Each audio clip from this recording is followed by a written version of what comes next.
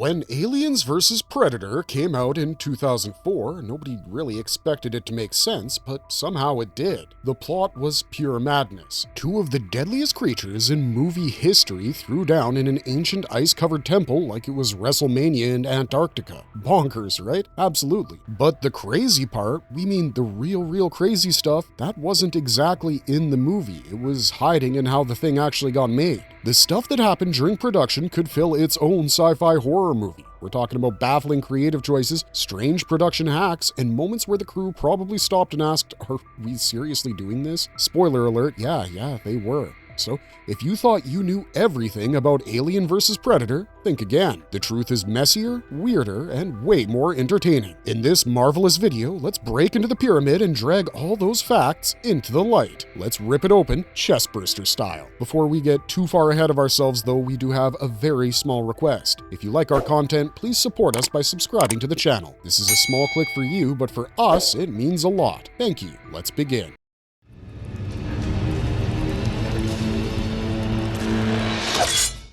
Origin of the concept. Long before Alien vs. Predator blasted its way into theaters in 2004, it lived an entire secret life in the ink-stained pages of comic books. The first time anyone officially pitted a xenomorph against a predator wasn't on the silver screen, it was in a 1989 Dark Horse comic book series dreamed up by writer Randy Stradley and artist Chris Warner. Yup, these two mad geniuses were the ones who took the terrifying silence of space and cranked it up with the sound of intergalactic brawling. The series didn't just slap two logos together and call it a day either. It was set on a remote planet where humans were unwitting pawns caught in the blood-soaked game between cinema's two most ruthless creatures. The idea exploded with fans and launched Alien vs. Predator into a pop culture phenomenon. Dark Horse milked that rivalry for years, and honestly, it never got boring. But here's where it gets juicier. Hollywood was already planting seeds for this cinematic confrontation way back in 1990. In Predator 2, there's a blink and you'll miss it moment that gave every sci-fi nerd a reason to pause their VHS tapes. When Danny Glover's character steps aboard the Predator ship, he passes a trophy wall. On it,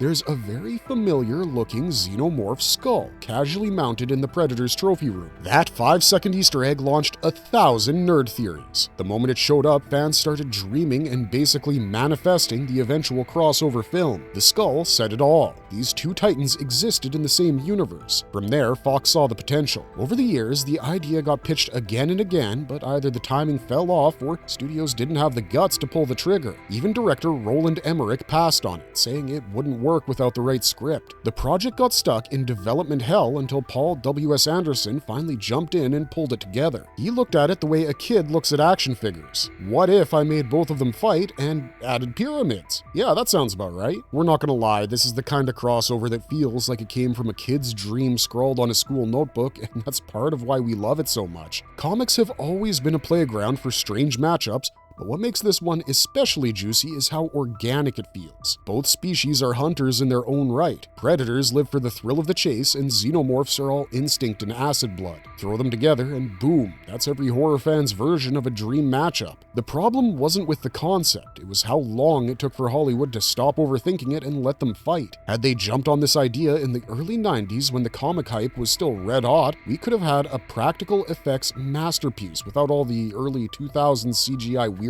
Still, you've got to give it credit. The movie might not be perfect, but the concept, it's absolutely bulletproof, and I'll die on that hill. Now, did the eventual movie live up to the hype? That depends on who you ask. But the idea of Alien vs. Predator, that will forever be S-tier sci-fi mythology.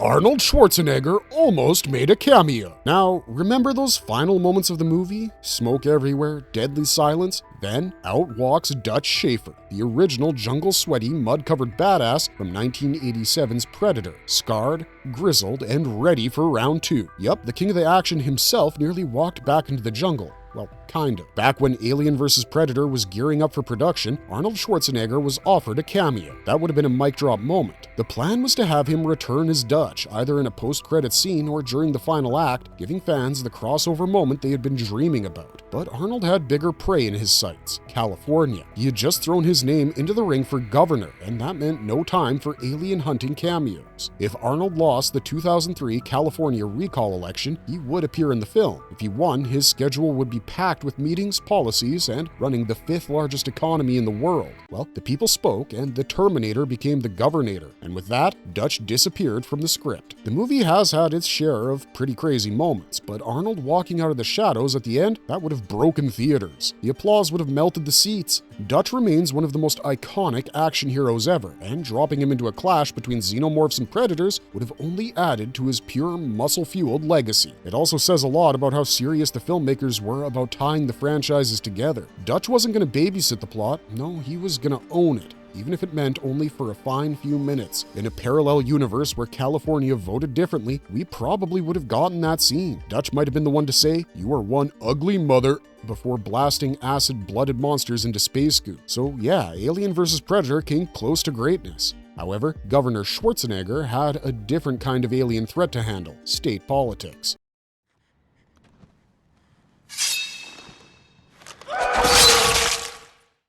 Antarctic setting inspired by a real-life mystery. You thought Alien vs. Predator picked a frozen wasteland entirely for the vibes? Well, not quite. The location Bouvet Island wasn't cooked up in a Hollywood studio meeting. That icy rock in the middle of nowhere actually exists, and it's carrying a real-world mystery colder than the xenomorph's blood. This volcanic island, sitting way out in the South Atlantic Ocean, ranks as one of the most isolated places on Earth. No native life, no tourists, and yeah, no Starbucks. And yet, in 1979, something strange flared up there. Something that has baffled scientists, conspiracy theorists, and Cold War veterans ever since. It's called the Vela Incident. A US satellite designed to detect nuclear detonations picked up a double flash, a pattern usually tied to nuclear tests, and it happened near Bouvet Island. Nobody stepped forward to claim responsibility. Some thought it was a secret test by South Africa and Israel. Others leaned towards a meteor strike. And a few, well, they looked at the map, saw the middle of nowhere, and started whispering about aliens. Decades later, the mystery still holds. So, when Paul W.S. Anderson came on board to direct, he latched onto this real-world mystery and spun it into a fictional one. In the movie,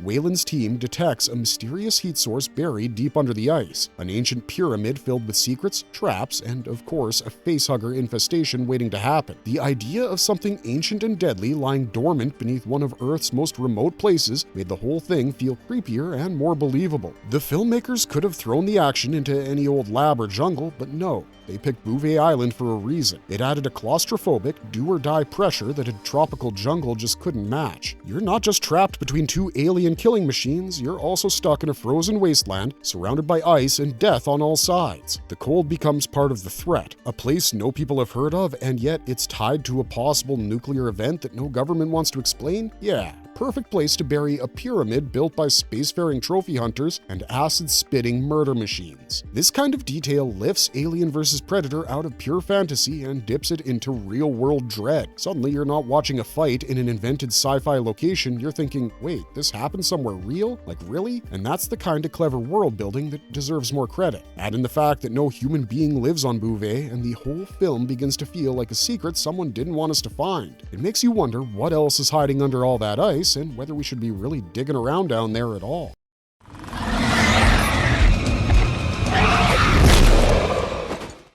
The Alien Queen animatronic was groundbreaking. Before computers started replacing everything with pixels and green screens, movie monsters had to be built, crafted, sculpted, dragged onto the set like Frankenstein's pet. And in Alien vs. Predator, the crew didn't phone it in. They went all out. Take the Alien Queen animatronic. This wasn't a puppet with a few wiggly arms. This was a giant, hydraulically powered titan that looked ready to tear the roof off the soundstage. Built by the wizards at Amalgamated Dynamics Inc., or ADI, the Queen featured twice as many moving parts as the legendary T-Rex from Jurassic Park. That dino already scared a generation into not going near trees during storms, and this thing made it look like a curtain raiser. The Queen stretched over 16 feet tall and weighed more than 6,000 pounds. That's heavier than an actual elephant. Her face, jaw, tongue, tail, claws, and even the membranes inside her throat, everything could move with brutal precision. The crew controlled her with a mix of hydraulic systems and rod puppeteers, and it took a somewhat small army to make her come to life. No CGI shortcuts, no digital cheats. What you saw on screen was a real, towering horror, dripping in slime and glaring down with a pure hate that didn't need a second take. Look, we love a well-done digital creature as much as the next nerd, but there's a weight, a menace, a realness that comes with animatronics, and this queen had it all. Man, this kind of effort is rare these days. Her movements weren't floaty or too smooth. They felt angry, deliberate, and massive. You could feel the thud of her steps, the crunch of bone under her claws. The decision to go practical gave the movie a muscle memory that CGI can't fake. Every scene with her carried tension, not because she might appear, but because you knew she could crush anything in her path. When she burst out of those chains, it didn't look like a computer trick. It looked like something broke free that shouldn't have ever been alive in the first place. That kind of detail takes serious dedication, and it paid off big. Honestly, the alien queen stole the show. Predators brought the weapons, xenomorphs brought the numbers, but the queen brought terror, pure biomechanical royalty.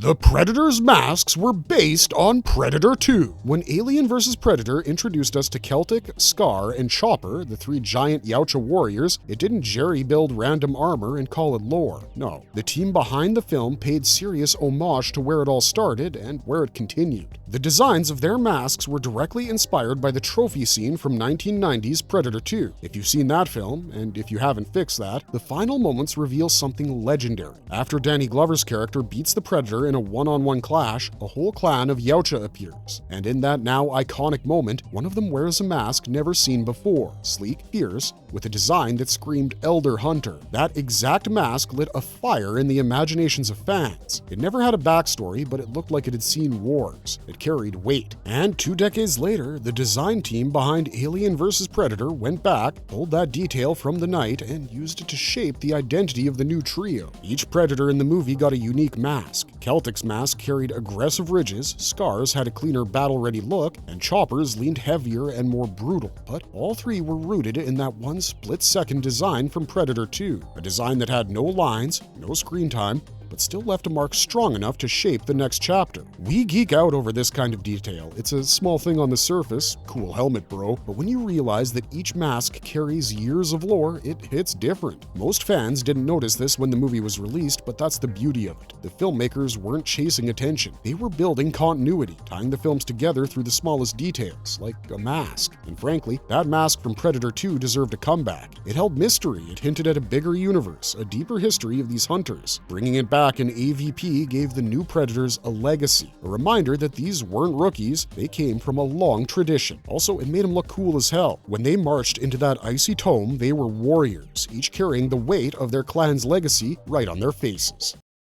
Lance Henriksen's continuity role. When Alien vs. Predator came out, fans didn't expect to see Lance Henriksen, and when he showed up as Charles Bishop Weyland, heads tilted. Wait, wasn't he Bishop the android? What was he doing here decades earlier in the timeline, leading a frozen expedition to a lost pyramid? Turns out this wasn't a casting coincidence. This was a masterstroke to carry the continuity, and honestly one of the smartest moves the film made. Henriksen first appeared in 1986's Aliens as Bishop, the quietly unsettling but ultimately heroic synthetic who was torn in half but still managed to save lives. His character returned in Alien 3, once in synthetic form and once again as a man who claimed to be Bishop's human creator. Fans debated whether that version was real or another android. Then came Alien vs. Predator, and Henriksen stepped into the shoes of Charles Weyland, the founder of Weyland Industries, a name that eventually merges with Yutani to form the infamous universe-ruining Weyland-Yutani Corporation. This casting choice didn't entirely serve nostalgia, it rewrote the lore. By using Henriksen as the man behind the company, the film cemented the idea that Bishop the android was modeled after Weyland himself. It linked the synthetic to the human. It made sense too. It also added weight to Bishop's character across the series. face. He was not only a machine, but was also carrying the face of the corporation's founder, a legacy of ambition, ego, and ironically, humanity. This is the kind of nerd bait I eat up. Bringing Henriksen back could have been a lazy cameo if not done right, but the writers didn't take the easy route. They embedded him into the foundation of the lore. It was tied to Aliens, to Alien 3, to Weyland-Yutani's messed up obsession with xenomorphs. Now, every time you see Bishop in Aliens, you carry that new knowledge. This is the face of a man who began decades of shady corporate decisions, alien tampering, and human sacrifice for profit. And it works. Henriksen's calm, sharp presence gives Weyland a strange nobility. He's dying, he's driven, he wants his name to live on forever, and it certainly does, through a company that uses people like pawns and keeps trying to bring home xenomorphs in test tubes. And man, it really added a creepy undertone to Bishop the android. The past and future folded together in a face fans already trusted.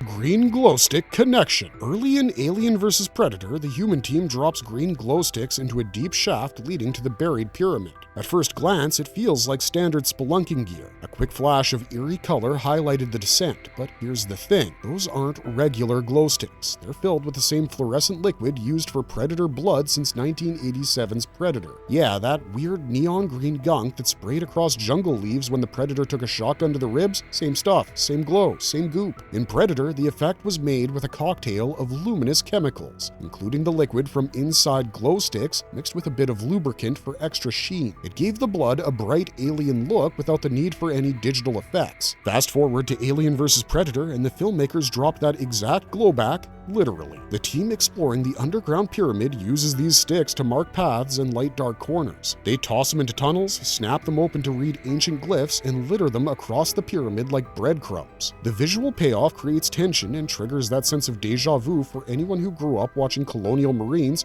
get absolutely wrecked by xenomorphs. Subtle tributes to the franchise's roots, a little cinematic in-joke that said, "We see you, Predator fans, we didn't forget." This kind of detail separates copycats from caretakers. You see, AVP didn't need to use Predator blood juice in those glow sticks. They could have lit that shaft with flashlights or CGI beams. Instead, they recycled a legacy effect and gave it new life. It also added a secret layer to the movie's mood. That color has history because when you see it, your brain fires up those alien memories. You picture Vasquez in the vents. You remember Hudson yelling into the camera. Seeing it again, even in something as simple as a dropped stick, sends you back to the jungle. And we dig that. Suddenly, Alien vs. Predator feels a little more familiar and a lot more dangerous.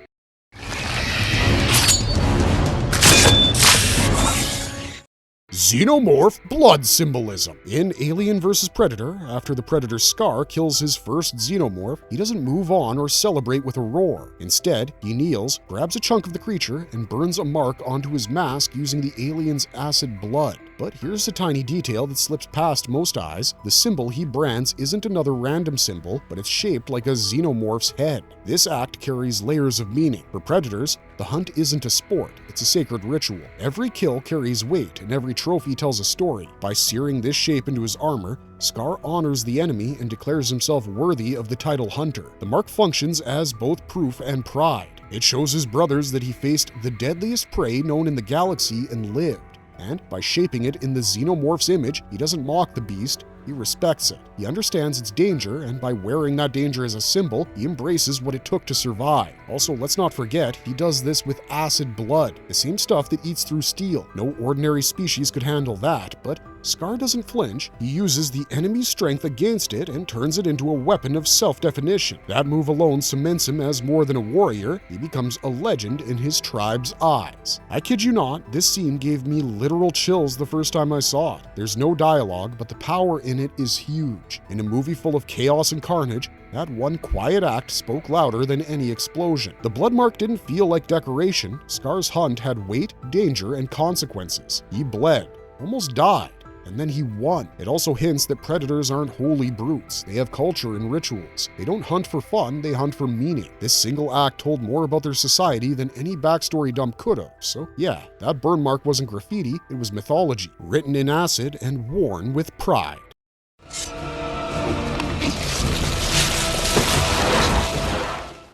PG-13 rating controversy. Alien vs. Predator dropped into theaters with claws out and creatures ready to rip, but there was one thing missing: the carnage, the massacre. No heads exploding in slow motion, no Marines dropping F-bombs every 5 seconds, no river of intestines sliding across the floor. Why? Because Alien vs. Predator became the first and only film in either franchise to carry a PG-13 rating. Yeah, and that move sparked outrage. Originally, the film was shot with an R rating in mind. Director Paul W.S. Anderson knew what kind of legacy he was dealing with. Predator and Aliens built their names on brutality, flesh tearing, blood spraying, horror dripping from every frame. That tone helped define both series. These were most definitely not family-friendly stories, but then came the studio mandate. Hoping to reach a wider audience and rake in bigger box office returns, the suits made the call: tone it down, cut the gore, soften the language, rub off the sharp edges. As a result, the final theatrical cut trimmed scenes, edited out graphic kills, and pulled the teeth from what should have been an all-out bloodbath. That said, it worked out financially and the movie made money, but hardcore fans weren't exactly happy. Those raised on acid blood showers and spine ripping felt cheated. They expected a clash of titans, not a censored, mellowed-down brawl. This decision will always sting, not because the movie was bad, but because it could have been so much more. The film had the potential to be hardcore legacy level, the kind of movie people would whisper about in dark basements while dissecting kills frame by frame. Instead, we got an edited version of what was meant to be savage. Look, we get the business angle. PG-13 means more tickets, a bigger opening weekend, and a much wider reach. While the PG-13 stamp didn't exactly ruin the film, it did hold it back. We don't think that's even up for debate. The Xenomorph and the Predator deserve to tear through each other without a filter. That fight should have scorched the screen with gore, panic, and total mayhem. Instead, we got quick cuts, off-screen deaths, and a final product that felt a little too clean. Imagine Dutch shouting, "Get to the chopper!" in a PG-13 world. Imagine Hudson yelling, "Game over, man!" without the rest of the sentence. That's what this felt like. Sanitized, diluted, and the worst part is that the R-rated footage existed. Somewhere in the vaults, a bloodier version lived, and we didn't get it until later through home release edits and special editions. Still stings. The film avoids using Alien and Predator names.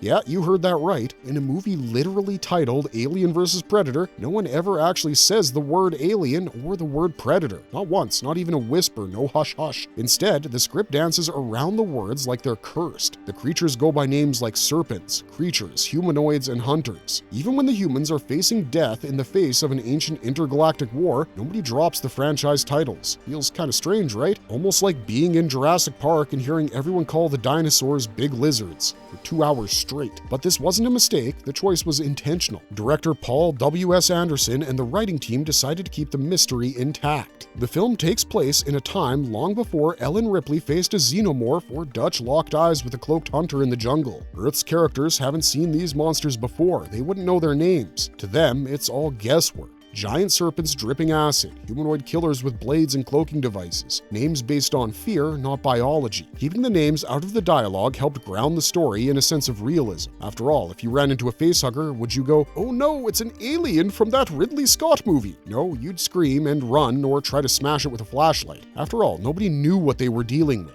What makes this choice even more interesting is how it separates the audience's knowledge from the character's knowledge. We know exactly what these creatures are. We know the xenomorph life cycle, the predator's code, the acid blood, and the cloaking tech, but the characters don't, and that disconnect keeps the tension high. It's called dramatic irony, and it's an important screenwriting technique. It lets us watch them fumble in the dark while we sit on the edge of our seats going, "Yo, yo, yo, yo, don't touch that egg." At first, it does feel odd. You walk into Alien vs. Predator expecting characters to say the title at least once, but when they don't, you lean in. You realize the film isn't built on franchise ego, it's built on atmosphere. The absence of those iconic names makes everything feel new again. This wasn't about fans pointing at the screen and yelling, "Look, it's the Predator!" It was about recreating that original sense of dread. The same fear that Ripley had when the xenomorph first dropped from the ceiling. The same tension Dutch felt when the jungle started clicking around him. By skipping the obvious, the movie invites the audience to experience the creatures the same way the characters do, with confusion, panic, and awe. It also gave birth to some cool new nicknames. Serpents felt ancient. Hunters gave the Yautja a mythic edge. The film stripped away the branding and gave the creatures back their appeal. Real-life health issues mirrored on screen. In Alien vs. Predator, Lance Henriksen plays Charles Bishop Weyland, the billionaire tech giant with one foot in the grave and the other on a pyramid buried under the ice. Throughout the film, Weyland shows clear signs of deteriorating health, frequent coughing, visible exhaustion, and a persistent struggle to breathe in the cold. It adds weight to every scene that he's in. He's not a man leading an expedition, he's a man chasing legacy before his time runs out. But the truth is, Henriksen wasn't faking all of it. He was actually sick during filming. The veteran actor came down with a cold on set. Between the freezing locations, long night shoots, and heavy dialogue scenes, his immune system took a major hit. And instead of halting production or covering it up, the crew leaned into it. His real coughs, wheezing breath, and tired posture were woven into the performance. This ended up working in the film's favor. Weyland's illness gave him urgency. You get why he's so desperate to make the expedition count. He knows his time's running out and he would rather go down swinging in Antarctica than rot in a hospital bed. The actor's real physical discomfort made Weyland feel more vulnerable and more real. Henriksen already had a voice like gravel and a stare that could melt titanium. Add in a real-world illness, and suddenly his version of Weyland felt authentic. This wasn't a cartoon billionaire, this was a man who hurt, who gasped, who knew every breath might be his last. Henriksen's cold became part of the character. His cough didn't feel forced. Every time he winced, you wondered if it was his last moment. That kind of realism isn't easy to fake, and in this case no one had to. It made his death hit a little harder because he was already dying before the Predator gutted him. Also, props to Henriksen for powering through. The guy showed up sick, freezing his ass off, surrounded by monster suits and animatronics, and still delivered a performance that helped carry the emotional aspect of the film. That's commitment. Canon debate and retcons. Alien vs. Predator was supposed to be the ultimate crossover event, two famed franchises meeting on the ice for an ancient grudge match. Fans expected explosions, acid blood, Predator tech, and maybe a nice little timeline that connected everything. But what did they get instead? Confusing inconsistencies. Is Alien vs. Predator actually part of the official timeline? Or is it a rogue experiment that both franchises would rather sweep under the rug? That debate has kept fans arguing for years, and the answer depends on who you ask and when you're asking. The film took place in 2004, a full century before Ellen Ripley ever boarded the 1979 Nostromo in Alien. According to Alien vs. Predator, the Weyland Corporation already knew about xenomorphs, predators, and alien pyramids buried under the Antarctic ice. That alone should have triggered alarms across every other movie in the series. Yet, in Ridley Scott's later prequels, Prometheus in 2012 and Alien Covenant in 2017, the origin of the xenomorph species is portrayed as a scientific accident involving androids, black goo, and one very moody space engineer. So which version is the truth? That's the problem. The timelines don't match. The tone doesn't match. The mythologies started competing with each other. Ridley Scott returned to his franchise with a different backstory, one where humanity had never seen a xenomorph before the events of Prometheus, and the Weyland Corporation's knowledge of alien life had a completely different origin. As a result, Alien vs. Predator slipped into a strange gray zone. Some fans treat it like alternate universe canon, a self-contained side story. Others still embrace it as part of the main continuity, brushing off inconsistencies as quirks of history being rewritten or covered up. Look, we get why people are salty about this. Alien vs. Predator plays fast and loose with dates, tech, and continuity, but it gave fans what they waited decades to see: Predator versus Xenomorph, tooth to tusk. It brought the heat,